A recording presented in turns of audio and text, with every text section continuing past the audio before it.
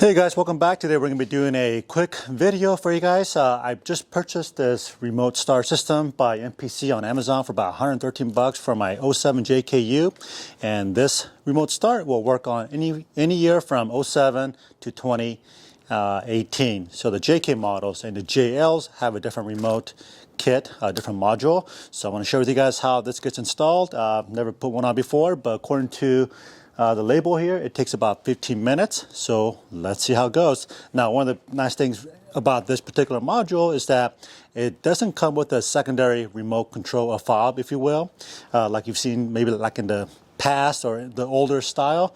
You can use your OEM key fob to start this vehicle just by pressing the lock button 3 times. So we're going to find out how that works and how to set this thing up. And the reason why I'm doing this video is because, number one, there's really no instructions on how to do this. So I thought I'd take the time to share with you my process of installing this so that you guys have a good idea of how to install this if you guys are interested putting this on your Jeep.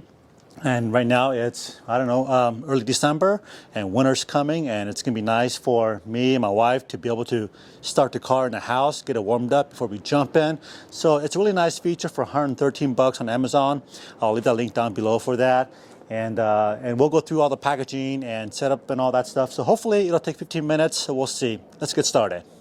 All right, so real quick, let's go ahead and just show you guys what the box looks like. So if you guys go on Amazon, you'll kind of get an idea of what it looks like. Again, I'll leave a description down below. This is 15-minute installation. It comes with some plastic pry tools and all your wire harness and some warning and stuff. But again, there's no instructions on here, which is kind of bizarre. But this is all plug and play, so it shouldn't be that difficult. Let me open up this wire harness so you guys can see exactly what comes in here. Whoops. So you got the actual module itself. Oh, hold on a sec here.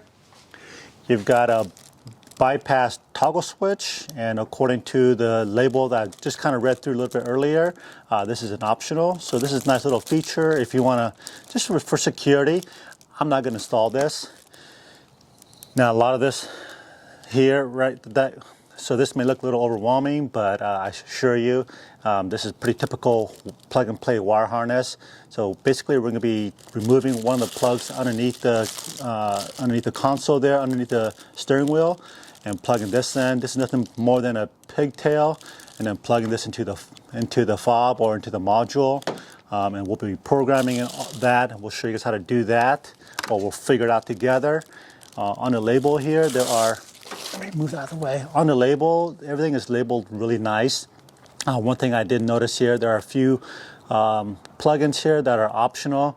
So, and it says right here, there's blue wires for optional switch toggle kill, and that's that toggle switch I was just telling you guys about. That connects to this blue line, which I'm not going to use. So I'm going to pull that off to the side.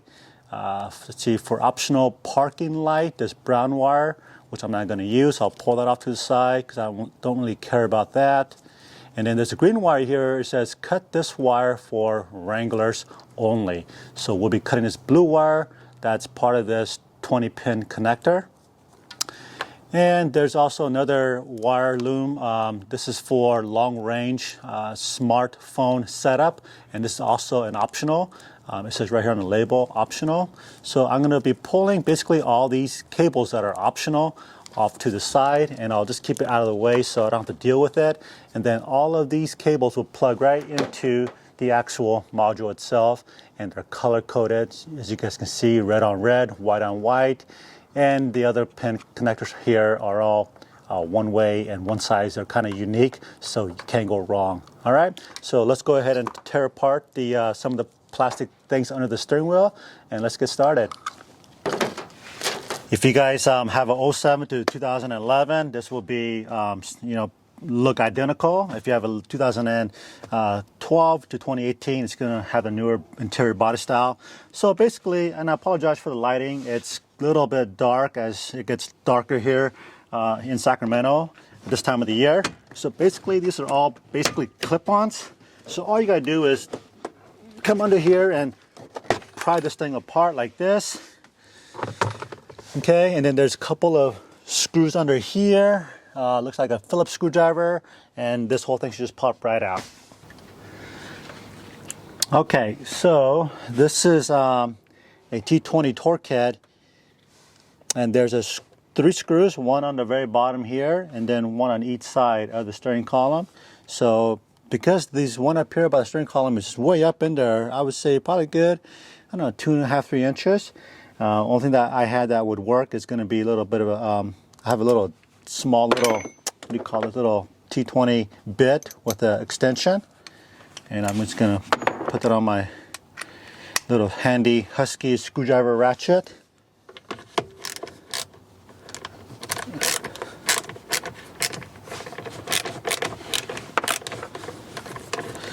And I already removed the one in the center.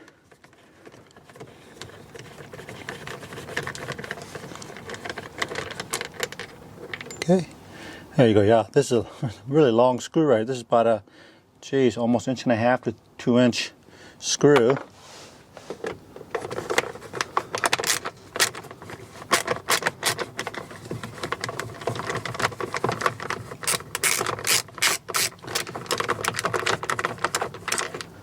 Okay, there we go. And that one's also same size. Okay, and hopefully this will drop right out. Let's see, is there another one somewhere? I don't think so, but let me grab a plastic pry tool and let me see if I can pull this off, because I think that's what's going to take is a plastic pry tool. So be right back. Okay, so I'm not gonna lie, this thing was actually a little bit more difficult than I thought.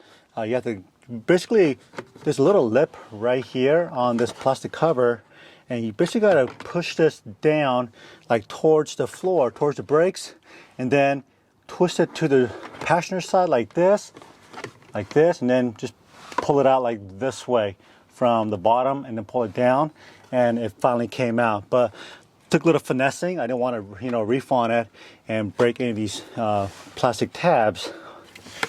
So, okay, I'm glad I got that out without breaking anything. So now it looks pretty straightforward. Let me grab my wire harness. Okay, so hope you guys can see that okay. I got a bunch of lights in here, and hope you guys can see this wire harness right here below the keyhole.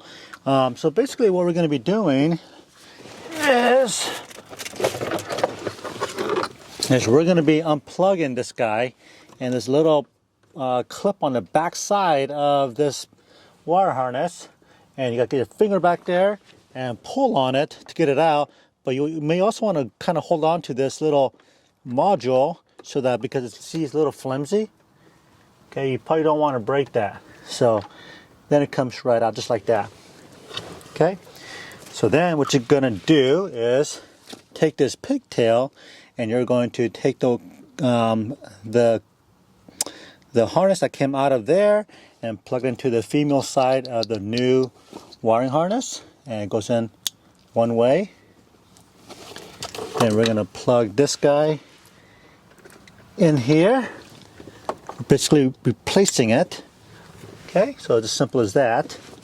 Okay, so this is a good time now to grab that green wire off of this 20-pin connector, and it's labeled right here. It says cut this wire for Wrangler only. So that's the only really modification you got to do, is just cut this guy. Okay. Then you want to come back and maybe tape this up if you like, which I recommend doing, and I will do that here off camera in just a little bit. All right, so now we're going to take our little module here, and there's a programming button located down here at the end of this module. You're just going to push it down and hold it down while you plug in this black 4-pin connector in the back.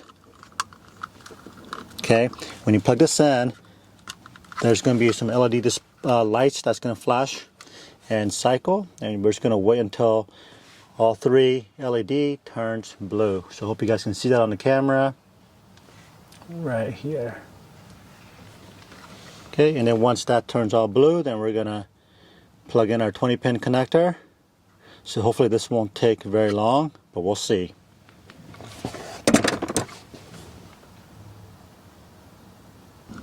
Okay, so it's all blue. So now we're going to take our 20-pin connector. And by the way, that took a minute. We're going to take our 20-pin connector and plug that in. Oop. This way. Okay. Okay, and then we're going to take our red harness. So we got basically 2 harnesses left. We got this red and white one, and they're going to go on the back side of this module. Okay, and the white one. Okay, so everything is plugged in, and then what's not plugged in are all these optional. And again, all these tags are labeled really well, so you guys can kind of see that on the camera. I don't know, it's really, my flashlight's really bright in here, but just note that all these tags do say optional, and that's why they're not being plugged in or being used at the moment, okay?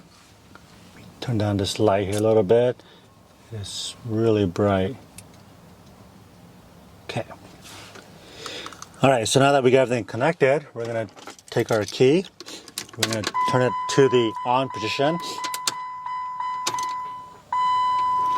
Okay, but we're not gonna turn the car on. The light's gonna flash. So after maybe about 5 seconds, we're gonna go ahead and turn the key off. Then you're gonna hit the lock button on your remote. And that's it. So let's go ahead and hit the unlock.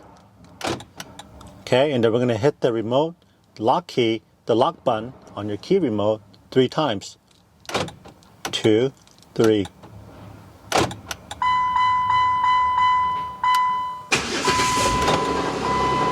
What? That was so easy. So now I wonder if we can turn it off by pushing the lock button. 2, 3. What? So yeah, so turn it on, you hit it 3 times. 1, 2, 3.